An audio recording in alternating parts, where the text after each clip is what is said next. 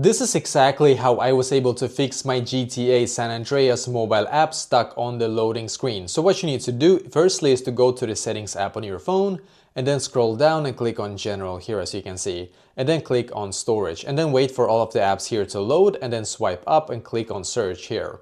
Search for GTA here and then click on upload app and once again click on upload app here.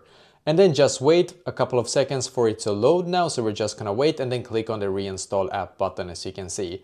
And now just simply wait for this right here to complete the loading process. Don't worry, you shouldn't lose any saved files or anything like that, but actually what will happen is that you will get the most up-to-date version of your GTA San Andreas mobile app. So this actually completely fixed it, actually that it was stuck on loading screen. Another thing you can do, by the way, if it still is not working for you after that, is to clean up your storage on your mobile. So let's say there is a game. So this one as an example I can remove, so I can delete this app here and then click on delete because I don't really use that specific app right now.